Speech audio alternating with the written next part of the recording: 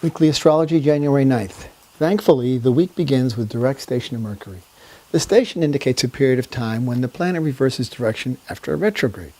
It is during the station that the influence of the planet's archetypal attributes become heightened or more concentrated.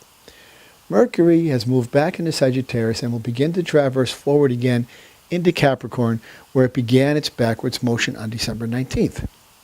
With the Sun still strongly in alignment with Pluto, we can expect some rather dramatic changes to unfold, so we should be on the lookout for announcements and other forms of communications that point to a significant shift in direction. While that may appear daunting on the surface, we should entertain a wider variety of options rather than be penned into a narrow view.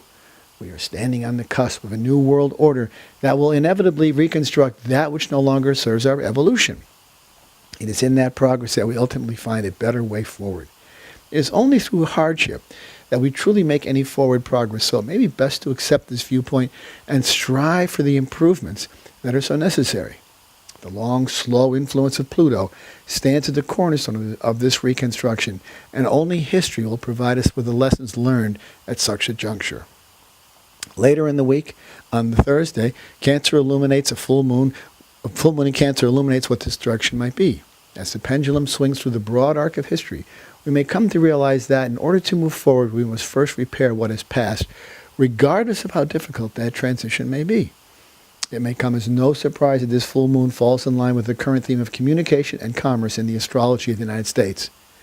With an inauguration roughly a week away, we may begin to see a shift towards a new order that sheds light on our past incongruities and missteps. If we were not exposed to the errors of our collective ways, we would not take steps towards repairing them. It is only with this bold glimpse of a stark contrast that we come to take the necessary steps towards a more positive and holistic approach. It is no small irony that the universe delivers this rude awakening so that we can take stock of shortcomings and forge a new way forward, stronger and more inclusive than ever. This may be an opportune period for us to review what we have wrought through our own desire to dominate.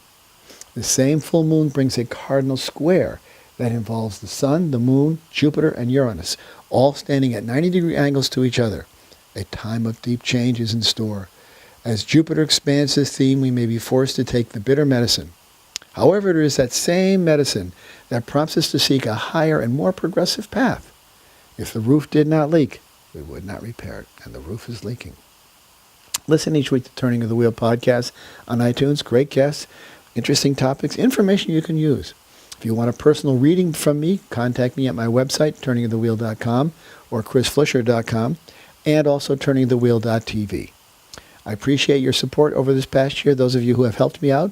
I'm always looking for contributions, no matter how small or whatever they may be. They are appreciated in all ways.